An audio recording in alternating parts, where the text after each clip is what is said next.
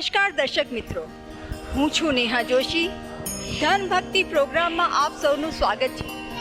આજે આપણે ઢબોડિયા હનુમાનજીના મંદિરના દર્શન માટે આવ્યા છીએ.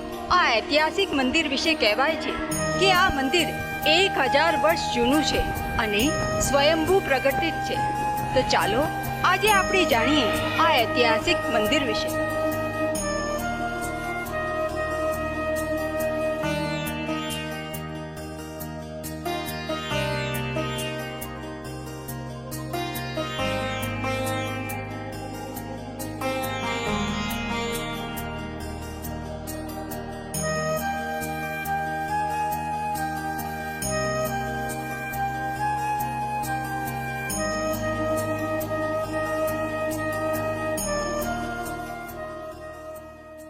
દર્શક મિત્રો, તમે જોઈ રહ્યા છો કે કેવી રીતે ભક્તિ ભાવથી અહીંયા શ્રદ્ધાળુઓ દર્શન કરી રહ્યા છે.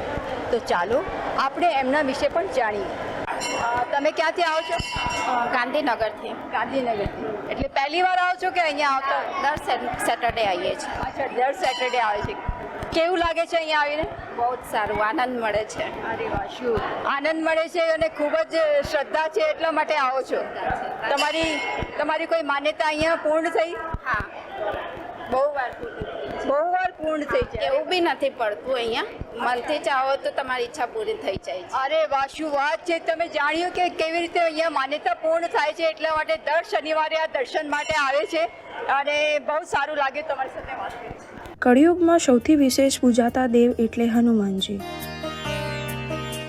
અંગ્રેજો હુકુમત પણ હનુમાનજી આગળ માથું નમાવતી હતી. હનુમાન દાદાનું મંદિર ભાવિકોનું આસ્થાનું કેન્દ્ર.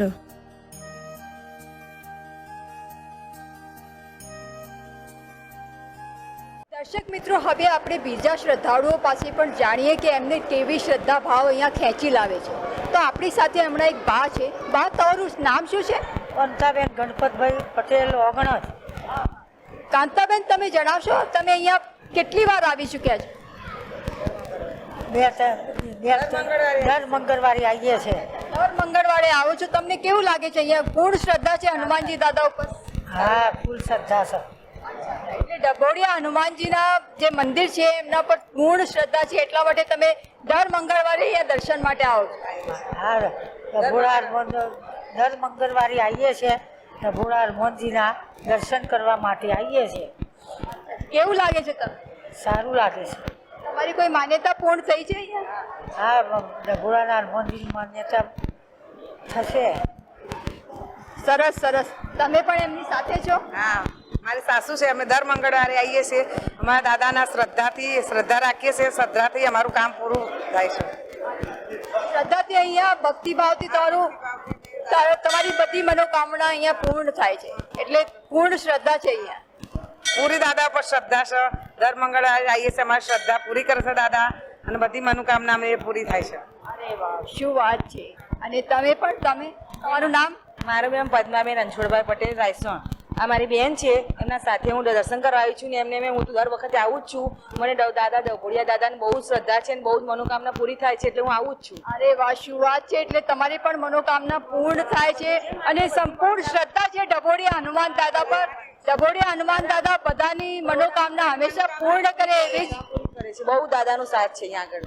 દર વખતે દર ચૈત્રી પૂનમે તો અવશ્ય હું આવું છું. હજારો ભક્તો દર્શન કરવા આવે છે. હજારો ભક્તોના મનોકામના દાદા પૂરી કરે છે અને બધાની મનોકામના દાદા પૂરી કરજો. એ વાહ, શું વાત છે. તમે જોયું કે હજારો ભક્તોની મનોકામના દાદા પૂર્ણ કરે છે. એટલે એમને પૂર્ણ શ્રદ્ધા છે એટલે બધા ભક્તો અહીંયા ભક્તિભાવ પૂર્ણ અવશ્ય પધારે છે. તમે પણ પધારો. મંદિરના મહંત શ્રી સ્વગસ્ત જુગલદાસજીએ ડભોડા ગામની સરહદી વિસ્તારમાં ક્યારેય કાતર કે કીડ નહીં આવે તેવા આશીર્વચનો આપ્યા હતા અને આજે પણ ડભોડા ગામની સરહદી વિસ્તારમાં કાતર કે કીડ પડતા નથી. મહંત શ્રી જુગલદાસજીના માનમાં આજે પણ મહાવત છઠના દિવસે ગામજનો ધંધો રોજગાર બંધ કરીને મહંત શ્રી જુગલદાસજીને અર્પણ કરે છે અને આ બંધને ગામ આખું બાવાની છઠ તરીકે ઓળખે છે. ડભોડિયા હનુમાનજીના મંદિરે દર કાળી ચૌદસે ભવ્ય મેળો ઉજવાય છે.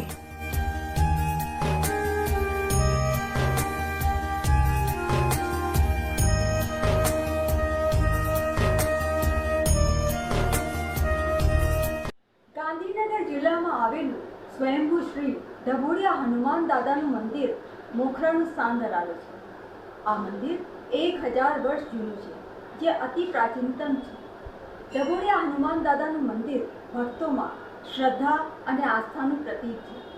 તો આ મંદિરની ઐતિહાસિક વાર્તા વિશે જાણવા માટે આજે આપણી સાથે છીએ આ ઢબોડિયા હનુમાન દાદા મંદિરના ટ્રસ્ટી શ્રી રાજુભાઈ ગજ્જર. નમસ્કાર રાજુભાઈ, તમારું સ્વાગત છે નિર્ભય ભારતમાં. તો તમે અમને જણાવશો કે આ ઢબોડિયા હનુમાન દાદાના મંદિરના ઇતિહાસ વિશે? ભારતભરમાં હનુમાનજી દાદાના મંદિરો તો ઘણા બધા આવેલા છે, પણ સ્વયંભૂ અને દક્ષિણમુખી બહુ જ ઓછા મંદિરો આવેલા છે. સ્વયંભૂ અને દક્ષિણમુખી મંદિરોમાં ઢબોડિયા હનુમાન દાદાનું સ્થાન આવેલું છે. અને અહીંયા જે બિરાજમાન છે એ સ્વયંભૂ છે, 1000 વર્ષ કરતાં પણ જૂના હનુમાનજી છે. અને અહીંયા આ મંદિરનો ઇતિહાસ જોવા જઈએ તો વર્ષો પહેલાં જ્યારે મુઘલ સામ્રાજ્ય હતું ત્યારે અલ્લાઉદ્દીન ખિલજીએ પાટણ ઉપર ચડાઈ કરી અને એ વખતે ત્યાં સધરા રાજા સોલંકી ત્યાં રાજ કરતા હતા અને એ લોકો અહીંયા આવીને વસેલા. એ વખતે આ જગ્યા ઉપર બહુ મોટું જંગલ હતું અને આ જંગલ દેવગઢના જંગલના નામે ઓળખાતું. પછી રાજુનું પશુધન ચરાવવા માટે ભરવાડો અને રાજના માણસો આ જંગલમાં આવતા હતા. એમાંથી એક ટીલડી નામની ગાય હતી એ દરરોજ સવારે છૂટી પડી જાય, એક નિશ્ચિત જગ્યા ઉપર જઈને ઊભી રહીને ત્યાં એનું બધું જ દૂધ ત્યાં અભિષેક થતો હતો એ જગ્યા ઉપર. સાંજે પછી એ ગાય ટોળામાં આવી જાય અને પછી આવું નિત્યક્રમ ચાલ્યું. એટલે ભરવાડોને શક પડે કે આ ગાય જાય છે ક્યાં. એટલે પછી એમને તપાસ કરી અને એમને નજરે જોયું કે આ જગ્યા ઉપર જઈ અને ઊભી રહીને દૂધનો અભિષેક થાય છે. એટલે એમને રાજ દરબારમાં વાત કરી. રાજ દરબારે રાજ પુરોહિતોને બોલાવ્યા અને રાજ પુરોહિતોએ એમને કીધું કે અહીંયા કોઈ પવિત્ર જગ્યા છે, માટે ત્યાં ખોદકામ કરાવો. અને ત્યાં ખોદકામ કરાવતા આ ઢબોડિયા હનુમાનજી દાદાની મૂર્તિ ત્યાંથી સ્વયંભૂ પ્રકટ થયેલી. જે વખતે મૂર્તિને ખસેડવા માટે ઘણા પ્રયત્નો કરેલા, પણ મૂર્તિ યથાવત સ્થાન ઉપર છે. દરેક જગ્યાએ શું હોય, ગામ હોય, નગર હોય, શહેર હોય, ત્યાં મંદિર બને અને મૂર્તિની પ્રતિષ્ઠા થાય, પછી મંદિર અસ્તિત્વ હોય. અહીંયા જંગલ હતું, પહેલાં મૂર્તિ નીકળી, પછી મંદિર બન્યું ને પછી ગામ અસ્તિત્વ હોય. અને એ આજે ઢબોડા હનુમાનજી મંદિર તરીકે પ્રખ્યાત છે. અને હનુમાનજીના મંદિરોમાં ઢબોડા હનુમાનજી મંદિર એટલે સત્તા અને આસ્થાનું પ્રતીક. તો તમે રાજુભાઈ ગજ્જર પાસેથી જાણ્યું કે કેવી રીતે આ મંદિરની આસ્થા અને શ્રદ્ધા છે અને અહીંની ઐતિહાસિક વાર્તા છે, જે ખૂબ જ રસપ્રદ છે અને ખૂબ જ ભક્તિભાવપૂર્ણ.